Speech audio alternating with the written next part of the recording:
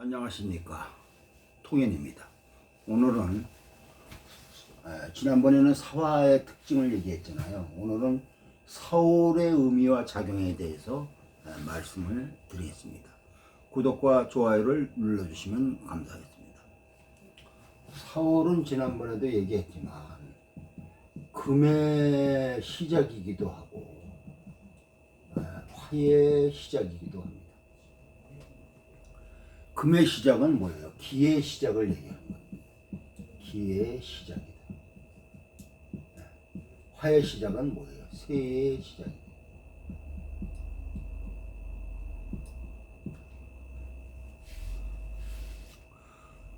사월은 여름의 첫 번째 계절이죠. 화가 시작한다는 의미가 뭡니까? 분열이 시작된다는 의미입니다. 분열이 시작. 분열이 시작돼야 뭐야? 육체적으로 어른이 되는 겁니다. 이 말은 분열이라는 것은 생산할 수 있다는 뜻이죠. 생산이 가능하다 이겁니다. 생산이 가능해야 어른입니다. 이것은 짝짓기가 된다는 뜻이고 분열에는 짝짓기의 의미가 내포되어 있습니다. 사화의 작용, 사월의 의미는 분열이 시작된다는 뜻입니다. 그런 시작되는 때이죠. 그러면 이제 어른이 된 겁니다. 본인이 주체적으로 생산 활동을 시작하는 것들을 말합니다. 그러려면 어떤 조건들이 형성되는가? 4월의 조건의 첫째가 뭐예요? 따뜻한 겁니다. 따뜻.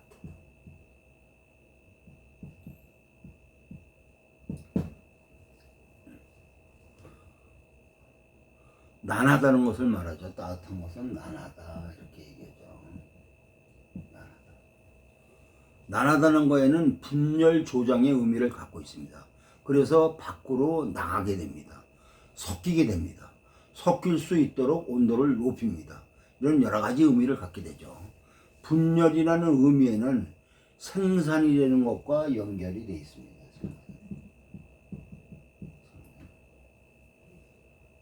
생산은 열매를 맺는다는 뜻이죠.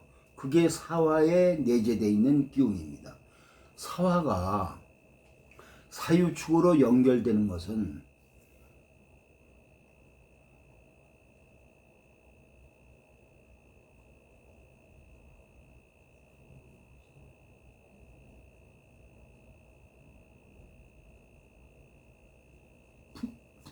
사유축으로 연결되는 것은 분열을 하는데 왜 하느냐의 이유입니다.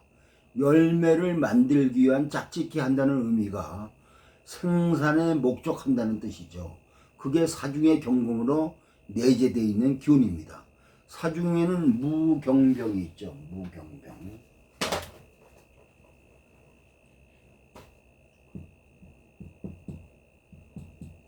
무경병이 있습니다.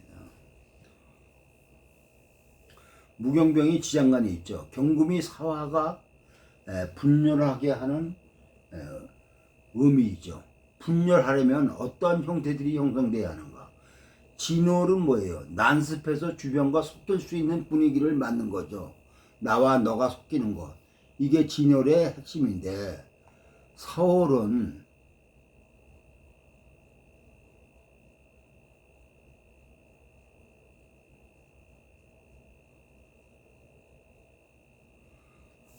본인이 분위기를 만들어서 외부의 대상지를 움직이게 하는 힘을 갖고 있습니다. 당연히 본인도 대상에 다가가죠.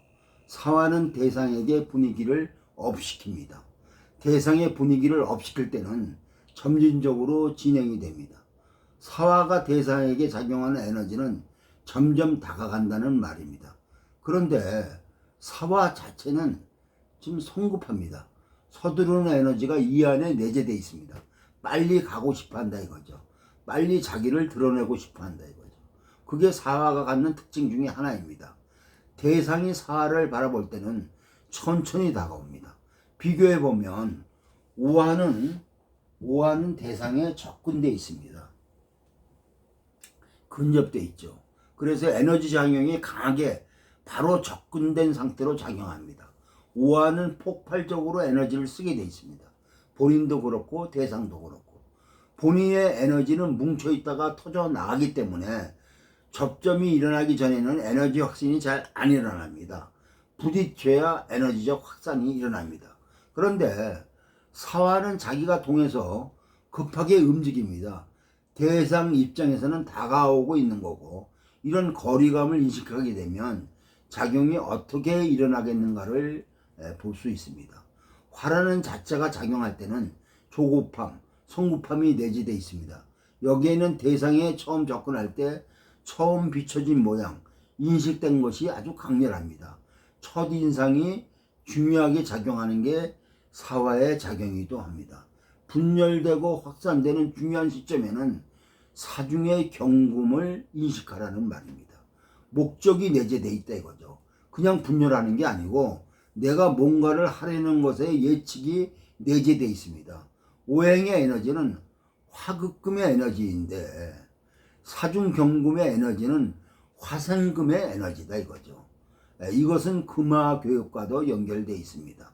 그럼 사화가 뭔가를 한다는 거의 기본적 에너지는 사중의 경금을 인식한 겁니다.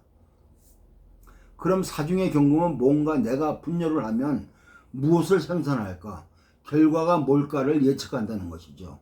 그래서 경금은 예측된 결과다 이겁니다. 이 결과는 지금 온 게 아니고 그럴 것이라고 예측하는 겁니다. 그래서 이거는 미래적 가치다 이거죠. 그런데 이것의 부분이 해주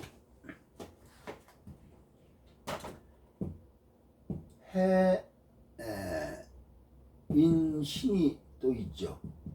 해중의 간목도 중기고 인중의 병화도 중기고 신중의 임수도 중기입니다. 근데 이건 자기가 생을 해서 가는 거죠.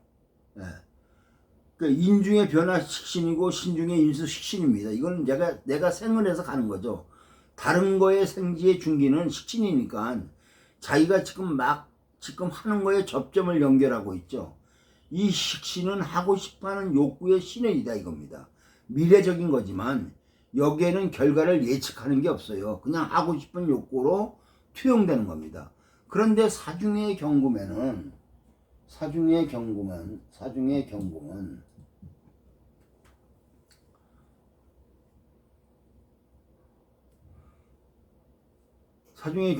그럴 거라고 결과를 생각하는 거다 이거죠. 사화는 화이고 화는 짝짓기라 하는 거라 했는데 내가 누구하고 연애를 하면 어떨 것이라고 상상하는 겁니다. 그게 사중의 경금입니다. 저 사람하고 살면 어떨 것이라고 계산해 보는 거죠. 여기에는 굉장한 장점들이 있습니다. 이것은 화극금과 화생금의 에너지들이 공존하고 있기 때문에 결과를 어느 정도 추리해서 매듭을 만들어 보려 한다 이거죠. 여기에는 희망이 투영되어 있고 의지들이 개입되어 있기도 합니다.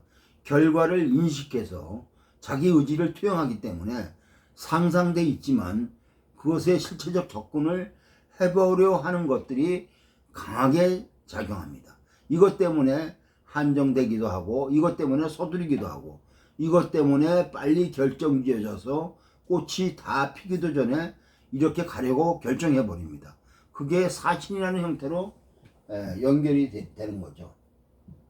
사신합. 사신합은 자기가 예측한 것, 실체와 정확하게 맞지는 않는데 자신의 예측이 들어맞은 것처럼 성급하게 결정해서 짝이 이루어지는 것과 같습니다. 그렇게 되면 뭐가 보이겠습니까? 본인이 품고 있던 예측되었던 것과 다른 게 보인다 이거죠. 그러면 처음에 뜨거움이 금방 변질됩니다. 그러면 사신합이 다른 형태의 조건으로 연결됩니다. 갈등이 유발이 되죠.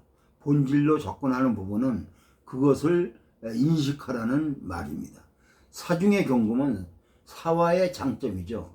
지금 뭔가를 새롭게 시작하는 것에 결과를 인식하고 있기 때문에 그러면 사화가 주를 이루고 있으면 일지나 월지에 사화가 있다면 어떠한 조건으로 사화가 쓰이더라도 이 사화는 사화라는 조건으로 이미 열매를 여름하려고 하는 거예요. 여름이라는 것은 뭐예요?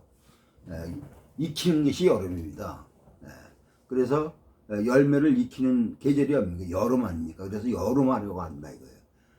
하는 것. 결과를 인식하려고 하는 것을 갖고 있다는 뜻입니다. 다른 생쥐와는 다른 조건이죠. 생쥐는 대부분 동쪽이고 움직임이 강합니다. 앞으로 나가려 하고 예측해서 움직이려 하는 것이 생쥐의 기본 속성이죠. 그런데 다른 생쥐보다 사와 생쥐는 한 발 더 나가 있는 거죠. 과정의 조건에서 한 발 더 나가 있습니다. 사월은 기본적으로 난하고 사월은 분위기를 업하고 조정하고 따뜻해지는 것을 말합니다. 분위기가 업된다 하는 것은 엉켜있던 것, 응축되었던 것이 풀어진다는 뜻이죠. 그래서 서로 연결되지 않는 고리들이 연결되게 하는 부분들이고 망망했던 것, 단절되어 있던 것이 스스로 풀려서 움직이게 하는 힘들을 갖게 됩니다. 계절로 사월이면 양적 에너지가 상당 부분 커져서 가만히 안에 있기가 어렵습니다. 움직이게 되어 있습니다. 거의 대부분이 조장된 에너지, 업된 에너지에 의해서 밖으로 나가게 되고 뭔가 관계를 설정하게 됩니다.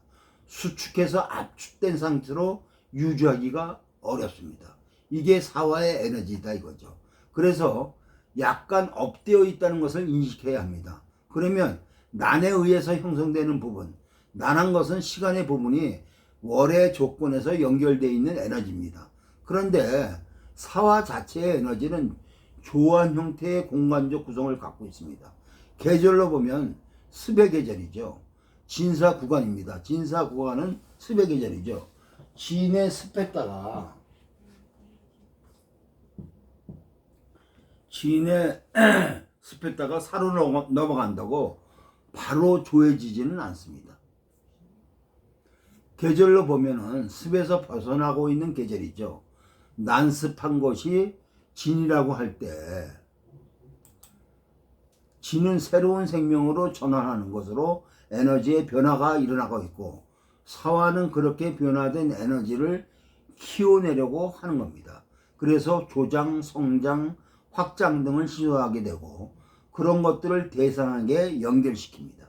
사화 본인은 점점 조해지는 에너지를 갖게 됩니다. 그래서 사화 체성으로만 본다면 조하다 이거죠. 그러면 사화가 월에 있지 않고 일에 있다면 조하다고 봐야 합니다. 그런데 이 조가 시간 개념으로 보면은 5로 넘어가면 더 조해집니다. 시간 개념으로 보면은.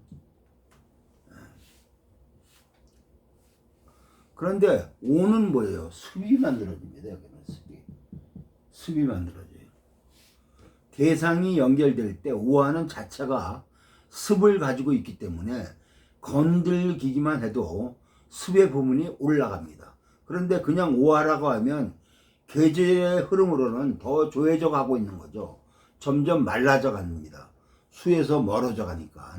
그런데 사호를 비교해 보면 사화는 말라가는 것, 습을 벗어나는 거, 나가는 거고, 우화는 습이 뭐야? 안으로 들어옵니다. 습이 안으로 들어온다.